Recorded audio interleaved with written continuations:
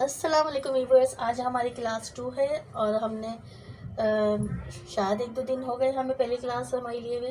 कुछ मसरूफियात की वजह से मैं दूसरे दिन नहीं आ सकी थी, तो आज कोशिश करेंगे कि हम कुछ कवर कर सकें अपनी बेसिक क्लास के लिए।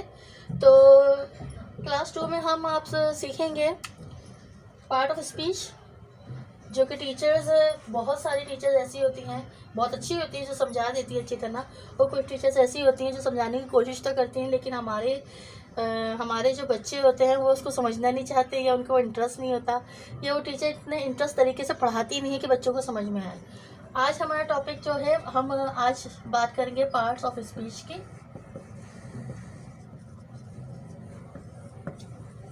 बेसिकली ये 8 होते हैं, लेकिन आज मैं आपको न्यू तरीके से समझाने की कोशिश करूंगी ताकि आपके ऊपर हैवी ना लगे आपको, और बड़े इजी तरीके से समझाने की मैं कोशिश कर सकती हूँ, तो मैं वो कोशिश करूंगी।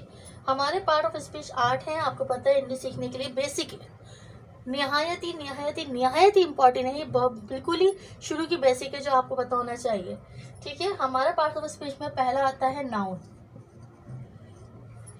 सही। अब नाउन, दूसरा आता है प्रोनाउन, तीसरा आता है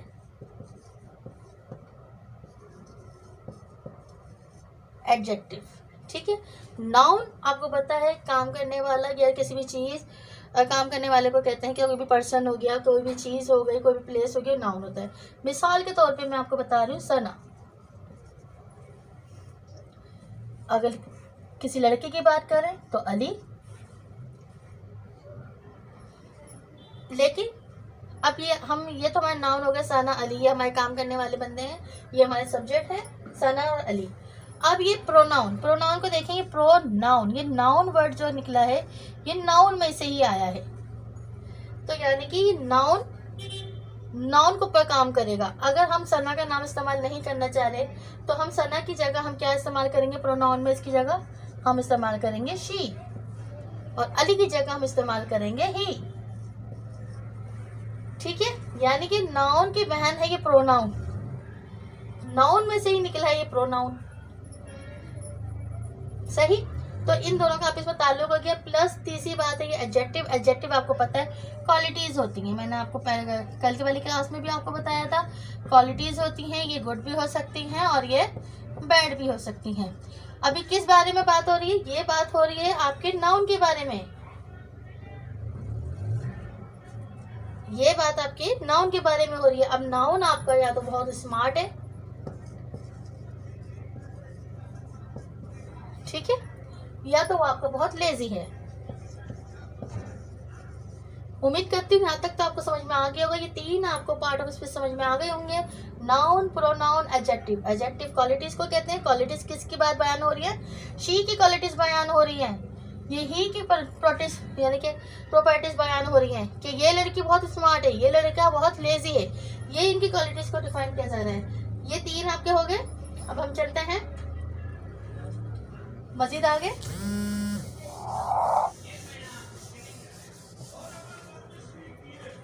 अब हम नंबर 4 की बात करते हैं। नंबर 4 है हमारा वर्ब।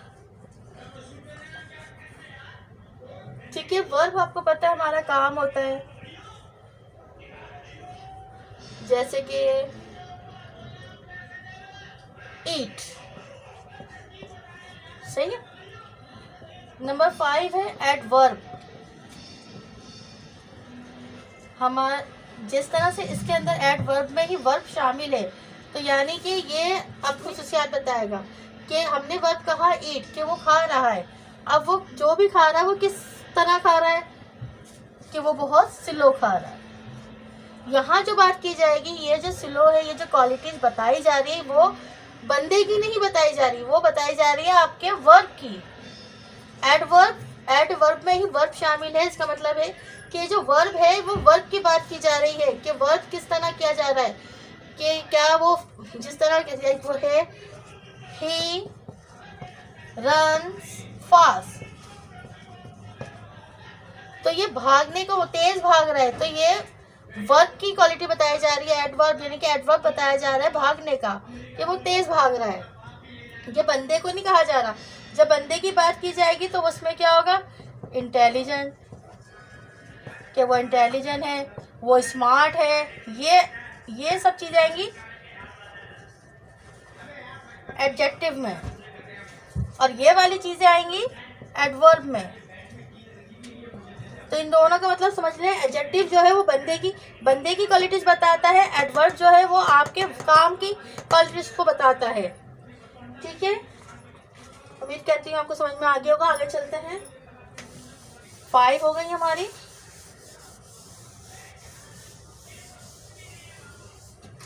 सिक्स हमारी प्रीपोजिशन है।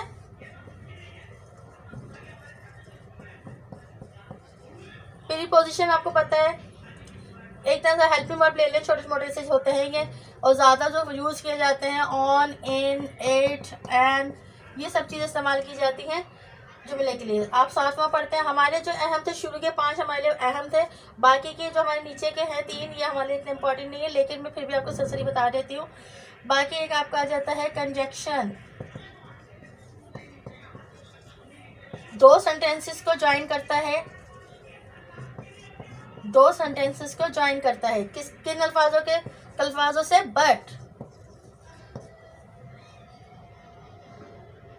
बट एंड, बिकॉज,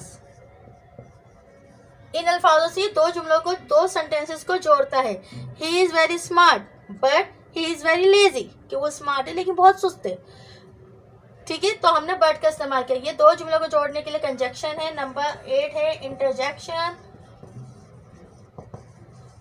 इंटरजेक्शन का क्या काम है? इंटरजेक्शन किसी की फीलिंग्स को बयान करता है या फिर आपके एक्सप्रेशन को बयान करता है। किस तरह? Hurray, oh shit, oh no, यानी कि आपकी फीलिंग्स, एक्सप्रेशन को इंटरजेक्शन इस्तेमाल किया जाता है उसमें। तो यानी ये आर्ट ऑफ स्पीच, ये सिर्फ यही थे। उम्मीद करती हूँ आपको समझ आ गए होंगे।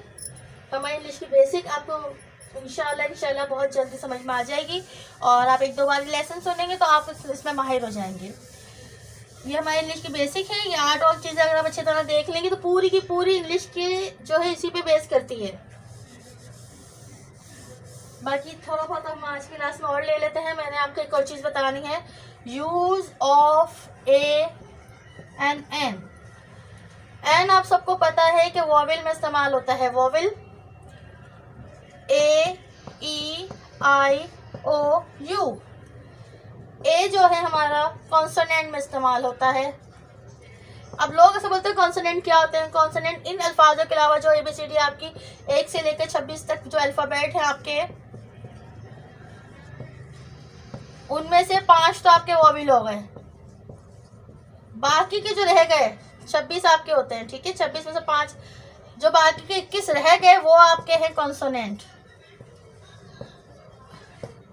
अभी भी अगर आपको समझ में नहीं आता है इसके बावजूद, तो कॉन्सोनेंट में आपको बताती हूँ, फिर और इजी तरीके से बता देती हूँ। A, B, C, D, E, F, G, H, I, J, K, L, M, N, O, P, Q, R, S, T, U, V, W, X, Y, Z, A, E, I, O, U, ये आपके हैं vowel. बाकी जो रह गए वो आपके consonant हैं। ठीक है, अब मैं इसका इस्तेमाल आपको बता देती हूँ कि इसका इस्तेमाल आपने कैसे करना है।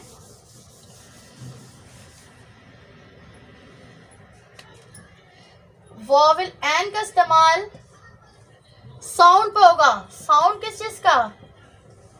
साउंड ऑफ अलिफ, साउंड ऑफ अलिफ, आ। एप्पल, एलिफेंट,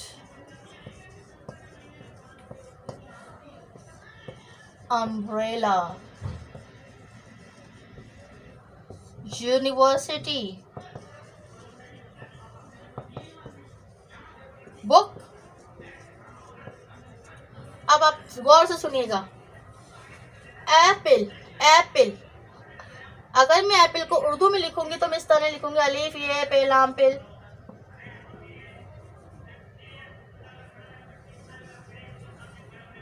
सही। मैंने इसकी ट्रांसलेट नहीं करनी, मैंने इसको कहीं सेब मत लिख दीजिएगा आप, सेब की बात नहीं कर रही हूँ मैं इसकी बात तो कर ही नहीं रही हूँ।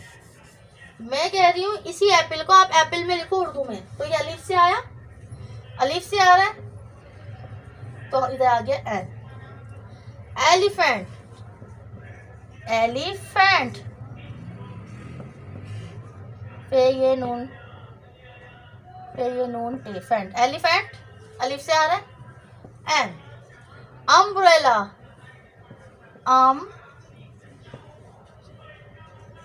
अम्ब्रेला अलीफ से एन। यूनिवर्सिटी ये आ रहा है यू से, नॉट अलीफ से, तो यू से आ रहा है। वोवेल का हिस्सा भी इधर बात है, ए ई आई ओ यू, पर यू तो है, वोवेल में यू तो मौजूद है, पर ये साउंड अलीफ की नहीं दे रहा। यूनिवर्सिटी साउंड अलीफ की नहीं दे रहा, ये यू की साउंड दे रहा है। और हमारा रूल है कि अलीफ की में एंड हम उसी सूरत में लगाएंगे जब वो साउंड ऑफ आ देगा, तो यहाँ ए आएगा, नॉट एन। एन नहीं आएगा, एन नहीं आएगा, ए आएगा।